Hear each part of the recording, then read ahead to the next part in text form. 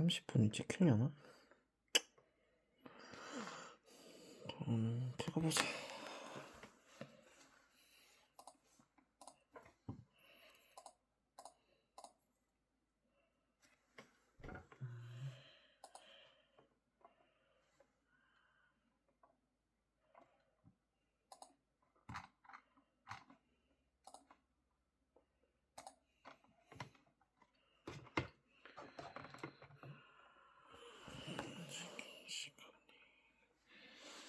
지금 시간이 11시 반.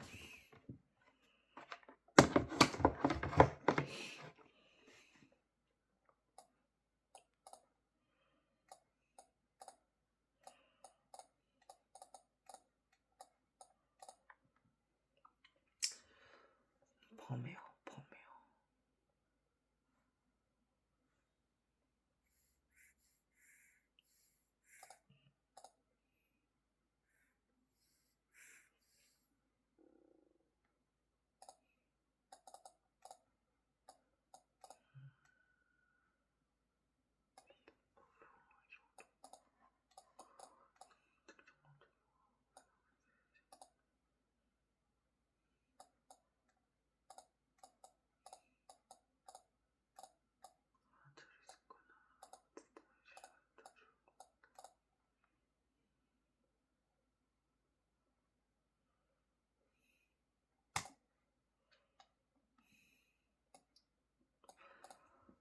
진법에 대한 설명을 옳지 않은 것은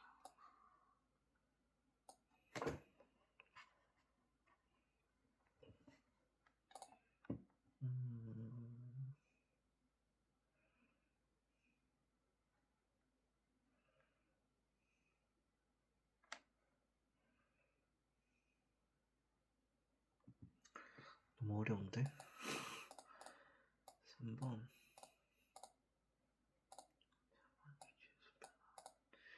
이진술편은 뒤에서 4를 자른다고 16진수를 계산하고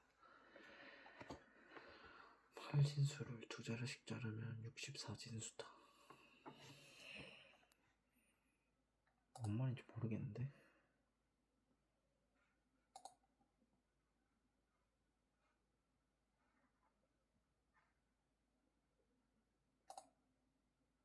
펌웨어는 하드웨어를 구동시키고 또 제어하기 위해서 하드웨어 장치에 포함된 인베디드라고 하죠.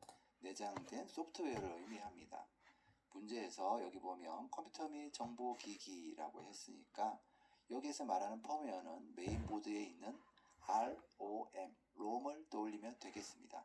보통 BIOS, Basic Input Output System, 이 정보가 저장되어 있기 때문에 우리가 흔히 ROM, BIOS 이렇게 부르죠. 자, 우선 1번부터 보겠습니다. 1번, 주로 하드디스크의 부트 레코드 부분에 저장된다. 자, 1번은 컴퓨터를 켜면 롬 바이오스가 이런저런 체크를 하고 나서 운영체제, 윈도우 10이죠. 운영체제로 부팅하기 위해서 하드디스크의 특정 영역, 주소, CHS001이라고 하는데 실린더 0번, 헤더 0번, 섹터 0번 이 번호에 접근하라고 합니다. 메이커 1번은 라고 했습니다. 있습니다.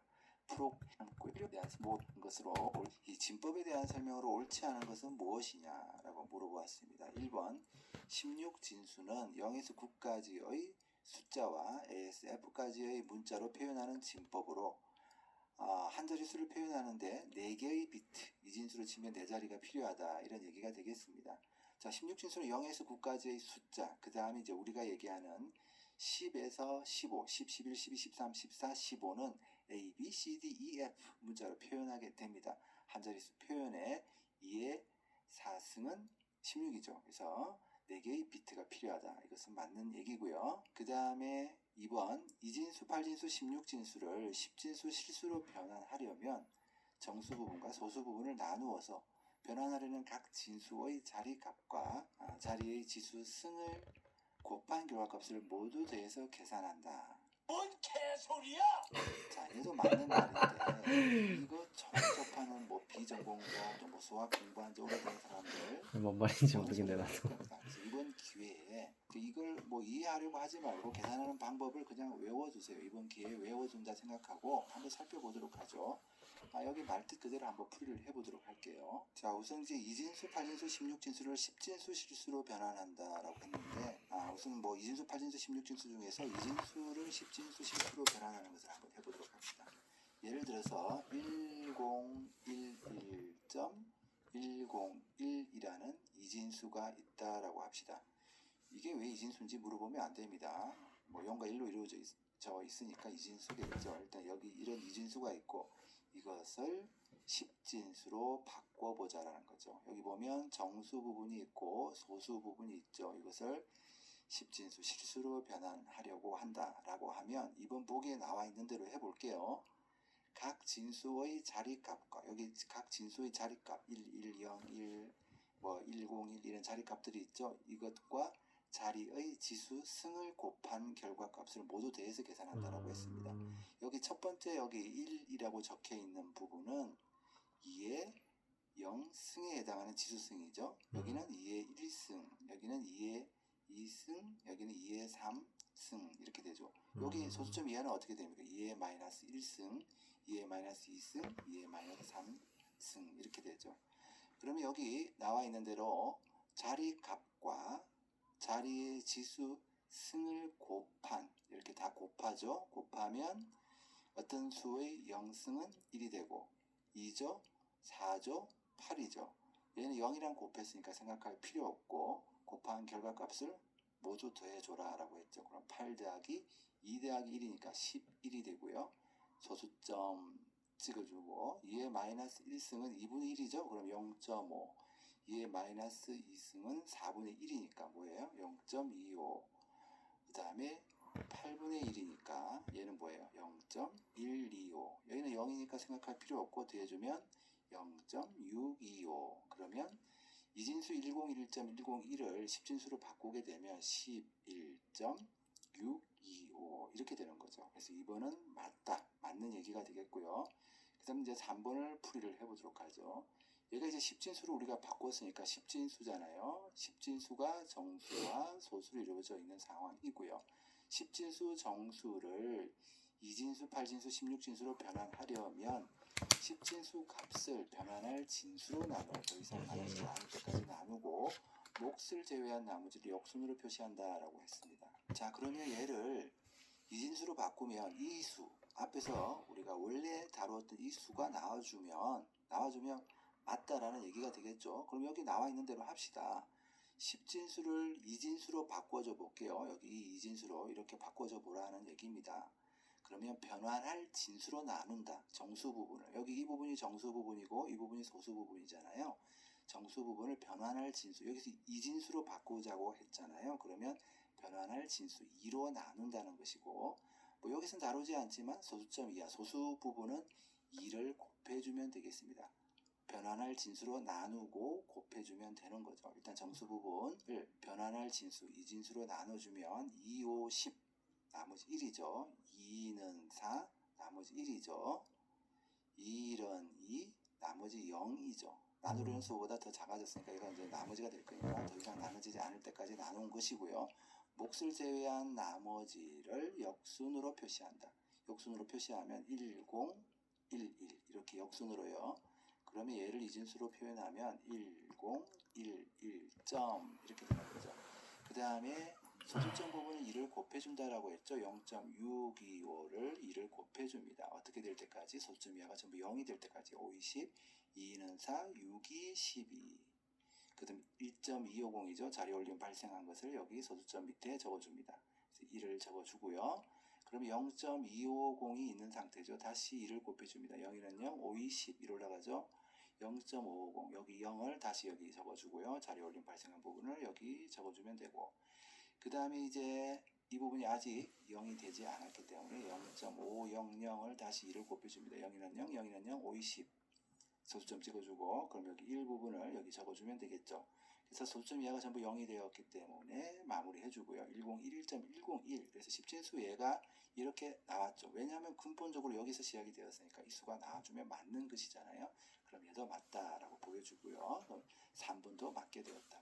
자, 그 다음 4번을 보도록 하죠. 4번을 보면 8진수를 16진수로 변환을 하려면 8진수를 뒤에서부터 두 자리씩 자른 각각 16진수를 한 자리로 계산한다라고 했는데 원래 8진수를 16진수로 변환하려면 10진수로 변환한 다음에 16진수로 변환하는 것이 정석이다 이렇게 보여집니다. 그런데 여기서 얘기하는 것을 보면 뒤에서부터 두 자리씩 자른다라고 되어 있기 때문에 이것은 8진수를 2진수로 변환한 다음에 이것을 다시 16진수로 변환했다 이렇게 보여집니다. 앞에서 잠깐 언급했지만 2진수 3자리가 8진수 한 자리다.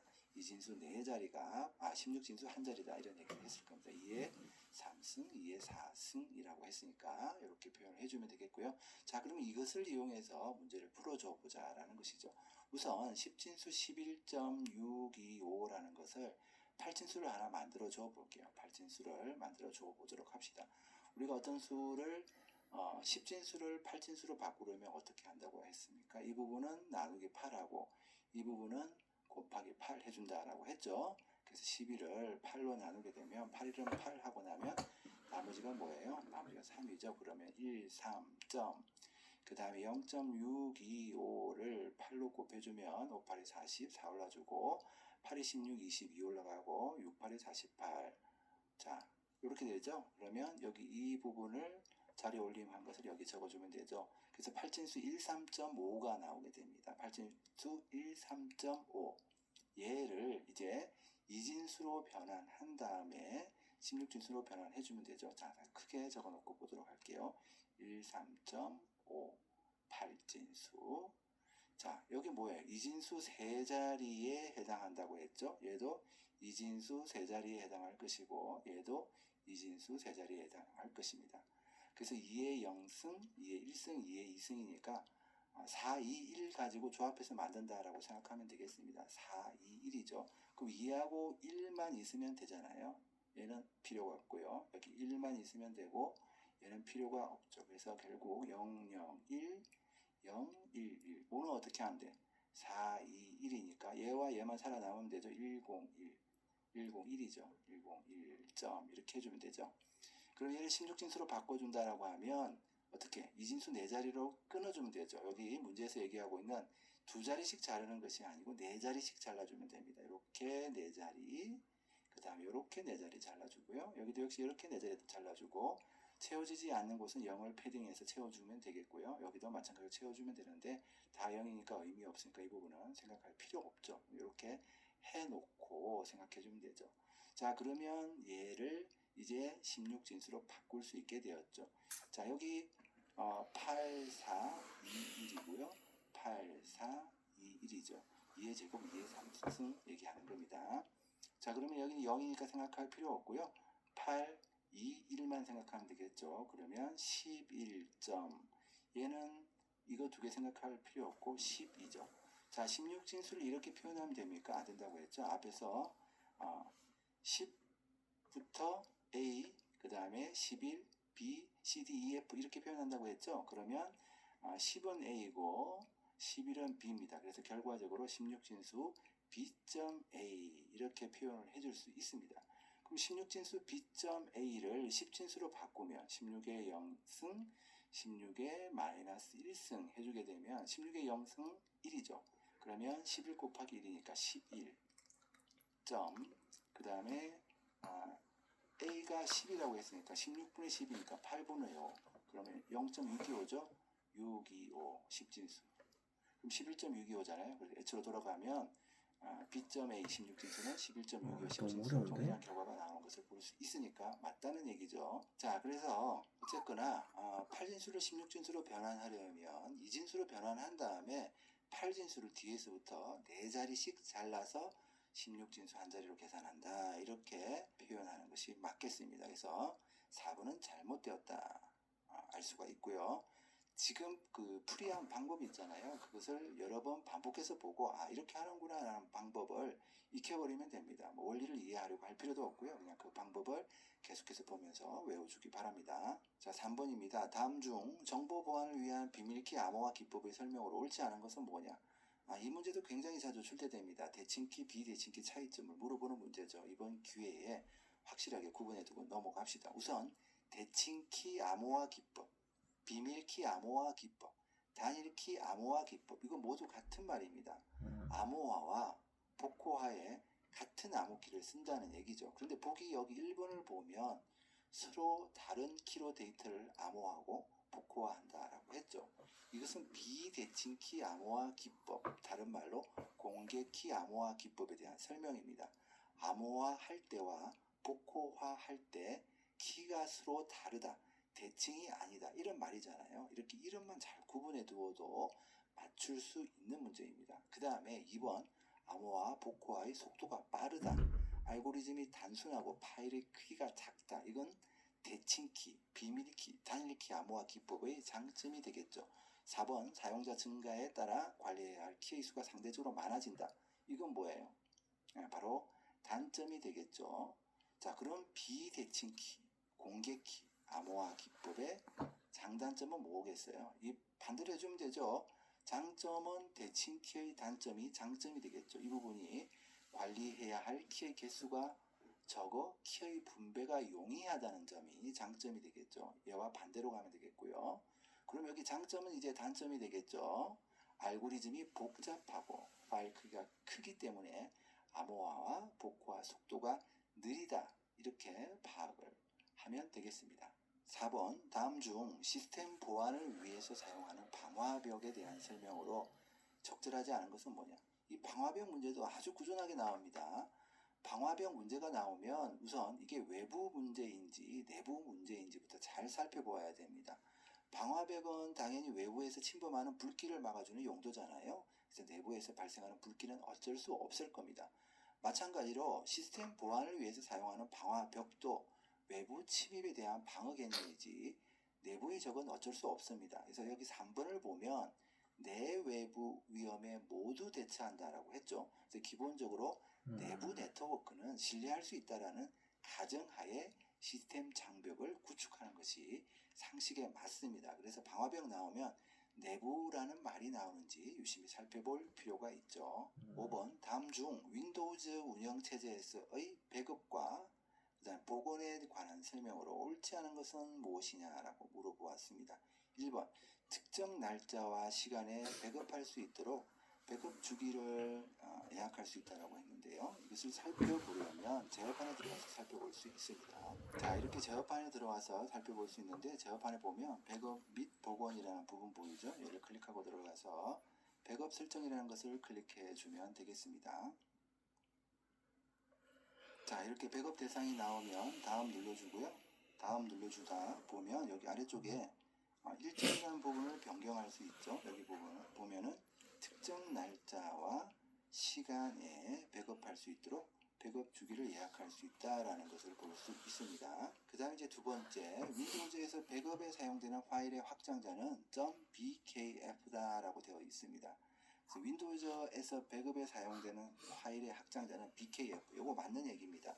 마이크로소프트사의 윈도우즈 백업 유틸리티 파일을 의미합니다. 그래서 백업 파일이라고 해서 흔히 보는 BAK 확장자가 많죠. 이거 아니라는 거 잘 유심히 살펴보아야 되겠습니다.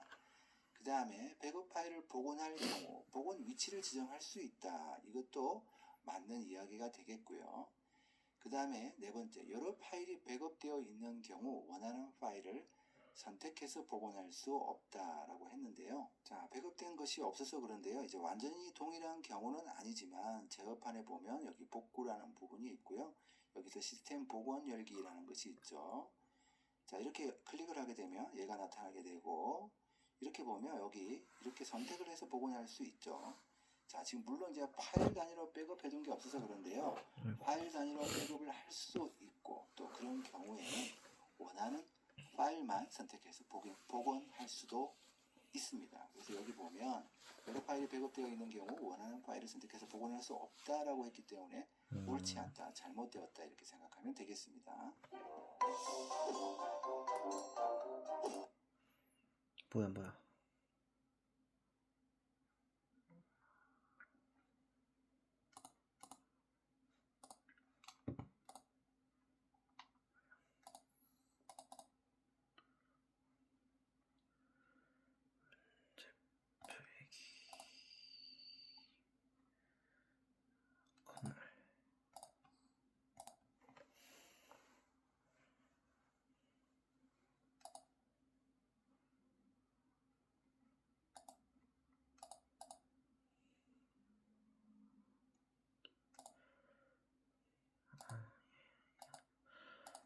보면서 풀어야겠다.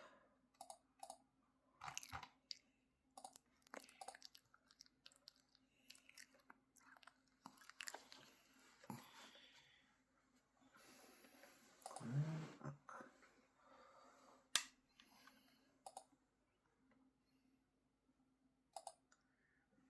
그거가 4번이었고 기법으로 옳지 않은 것은 서로 같은 키. 그치. 방화벽 내외. 오케이. 다음 영지색한 설명으로 복원할 수 있다. 스마트폰처럼 모든 걸 모바일티 할 수 있게 하는 게.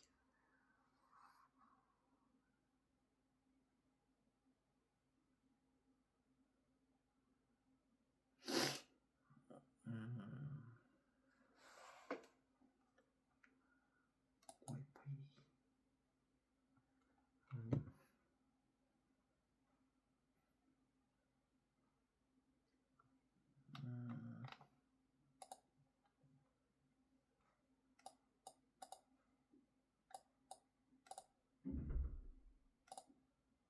테더링인가 보다.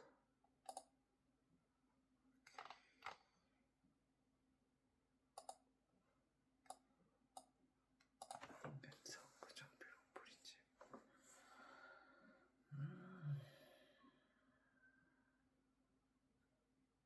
브릿지.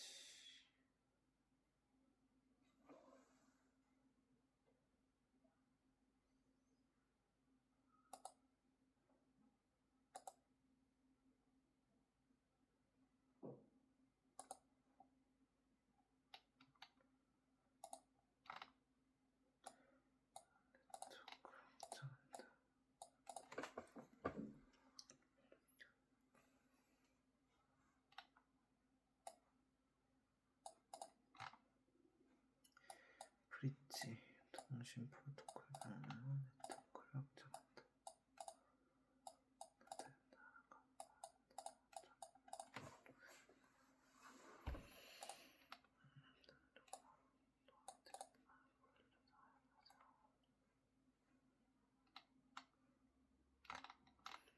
동영상에서 또 봐야지. 자, 그 다음에 7번. 다음 중 네트워크 관련 장비로 브릿지 다리잖아요. 연결해 주는 것. 이 브릿지에 관한 설명으로 옳지 않은 것은 무엇이냐 이렇게 나왔습니다. 이런 문제는 암기할 수밖에 없죠. 브릿지라는 것은 데이터를 양쪽 방향으로 전송만 해줄 뿐이고 프로토콜 변환 등의 복잡한 처리는 불가능합니다. 여기 보면 통신 프로토콜을 변환하여 라고 했기 때문에 옳지 않은 것은 3번이 되겠죠. 이게 뭐에 대한 설명입니까? 이것은 게이트웨이에 대한 설명에 좀 가깝다 이렇게 보여지고요. 게이트웨이는 브릿지와 다르게 서로 다른 프로토콜을 사용하는 통신망 사이에서도 프로토콜을 변환해서 정보를 주고받을 수 있게 해주는 그런 장치죠. 그 다음 8번. 다음 중 인터넷 기반 기술을 이용해서 기업들이 외부 보안을 유지한 상태에서 협력 업체 간의 효율적인 업무 처리를 위해서 사용하는 네트워크로 옳은 것은 무엇이냐. 자, 이 문제는 인트라넷과 엑스트라넷이라는 것을 구분할 수 있는지 물어보는 문제죠. 인트라넷, 왠지 내부에 있다 이런 뜻이 들고요. 엑스트라넷, 외부, 좀 범위를 확장한 이런 의미로 받아들여집니다. 인트라넷은 쉽게 말해서 삼성이나 현대 같은 회사 있죠. 그런 회사가 운영하는 폐쇄적인 비공개 업무 시스템을 얘기를 합니다. 당연히 해당 회사의 직원만 특정한 인증 절차를 거쳐서 접근 가능한 사슬망이겠죠. 그런데 이제 이렇게만 운영하다 보니까 회사 외부에 있는 이해관계 당사자들이 있을 거 아닙니까? 이런 사람들과 정보를 공유하는 것이 불편해졌겠죠. 예를 들면 뭐 협력 업체라든지 뭐 생산 라인에 있는 업체라든지 뭐 혹은 인증받은 고객들도 함께 사용할 수 있는 시스템을 구축해야 할 필요성이 생기는 거죠. 그래서 이것 때문에 만들어진 것이 엑스트라넷입니다. 그래서 협력업체, 뭐 외부 보안 이런 말이 나오면 인트라넷이 아니라 엑스트라넷을 생각해주면 되겠습니다. 그 다음에 9번, 다음 중 TCP/IP 프로토콜에서 IP 프로토콜의 개요 및 기능에 관한 설명으로 옳은 것은, 항상 이렇게 TCP/IP 나오니까 같은 것으로 생각하는데 이것은 다른 것입니다. 따로따로 생각을 해야 되겠고요.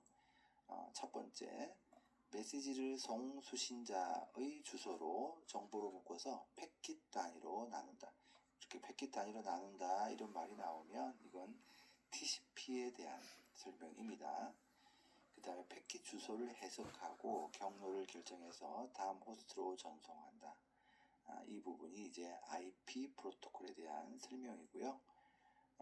그 다음에 나머지는 전부 다 TCP에 대한 설명이네요. 3번, 전송 데이터의 흐름을 제어하고 데이터의 에러를 검사한다. 여기 에러를 검사한다. 이 부분이 중요합니다. 그 다음에 OSI 계층에서 전송 계층에 해당한다. 이것도 TCP에 대한 설명입니다. 그러니까 1번, 3번, 4번은 다 TCP에 대한 설명이죠. 그러면 IP는 OSI 7 계층에서 어떤 계층에 해당합니까? 바로 네트워크 계층에 해당한다. 이 부분도 알아두면 되겠고요. 그 다음에 10번, 다음 중 디지털 콘텐츠의 생성, 거래, 전달, 관리 이런 전체 과정을 관리할 수 있는 기술로 멀티미디어 프레임워크의 MPG 표준은 뭐냐? 문제를 이렇게 보니까 왠지 MPG 기술의 끝판왕, 뭐 기술 통합판 이런 느낌이 들죠.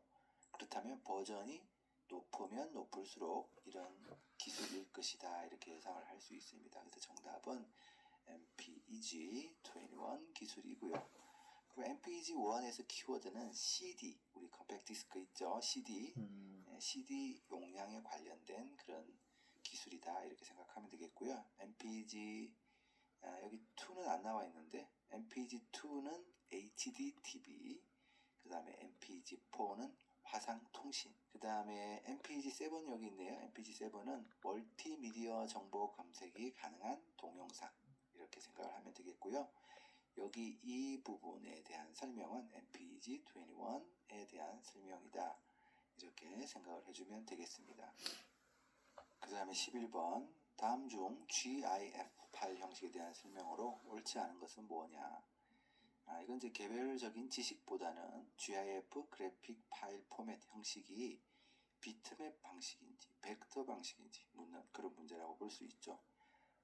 비트맵은 어때요? 확대를 하면 경계 부분이 깨져 보이죠. 벡터 그래픽 파일 형식은 확대해도 매끄럽게 처리되는 차이가 있습니다. 그래서 비트맵 방식의 그래픽 파일 형식에는 우리가 많이 보던 것들 JPG, BMP, PNG, GIF 지금 여기서 나오고 있는 이런 그래픽 파일 형식이죠. 벡터 방식에는 어떤 파일 형식들이 있습니까? 윈도우즈 메타 파일인 WMF, 그 다음에 어도비사에서 일러스트레이터 있죠? 거기에서 사용하는 파일 포맷 AI, 그 다음에 코렐 드로우라고 있습니다. 여기서 사용하는 CDR, 그 다음에 CAD와 관련이 되어 있는 DXF 등이 있죠.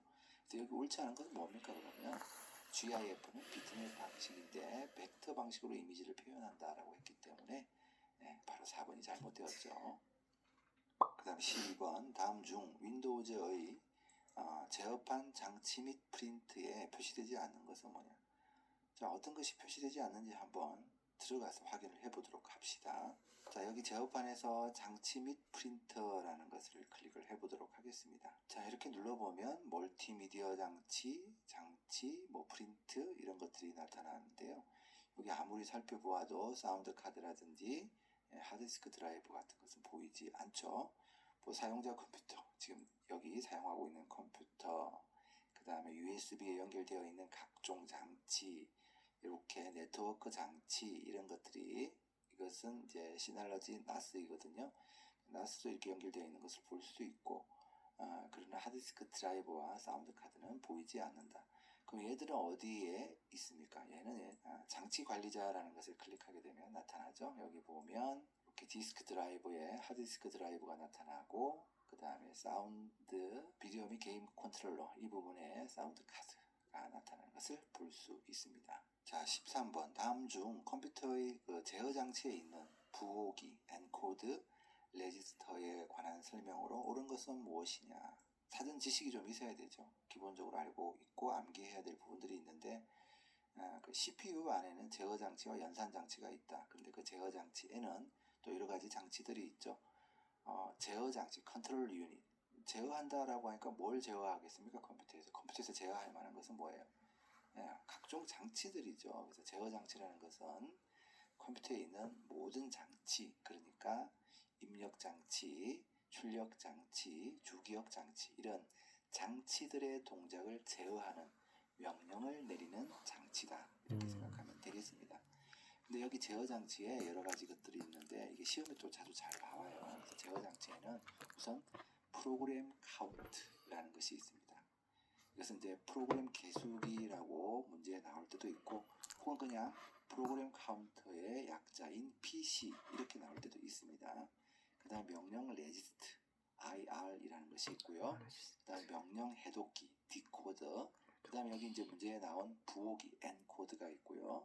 그 다음에 메모리 주소 레지스트 MAR, 그 다음에 메모리 버퍼 레지스트 MBR, 이런 것들로 구성이 됩니다.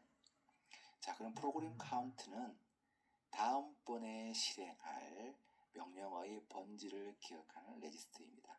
자, 여기 보면 3번 설명과 가깝죠. 그 다음에 명령 레지스트는 현재 실행 중인 명령의 내용을 기억하는 그런 레지스트고요. 그 다음에 여기 보면 명령 해독기는 명령 레지스트에 있는 명령을 해독하는 회로를 얘기를 합니다. 자, 이건 바로 그렇다면 명령 해독기에 해당하는 설명이 되겠죠. 그래서 여기 부호기에 대한 설명은 해독된 명령어에 따라서 각 장치로 보낼 제어 신호를 생성한다. 이 부분이 바로 뭐다? 부호기에 대한 설명이고요. 참고로 이제 메모리 주소 레지스터는 데이터 번지를 기억하는 레지스터고요. 그 다음에 메모리 버퍼 레지스터는 데이터가 임시 저장되는 레지스터를 얘기를 하죠. 그래서 따라서 이제 여기 2번이 부호기에 대한 설명이겠죠. 그래서 다시 정리하자면 1번은 뭐예요? 명령 해독기, 3번은 프로그램 카운터, 그 다음에 4번은 뭐예요? 이건 제어 장치가 아니죠. 연산 장치에 있는 보수기에 대한 설명에 가깝게 보여집니다. 이것은 제어 장치에 대한 설명이 아니고요. 그 다음 14번. 다음 중 윈도우 여기까지.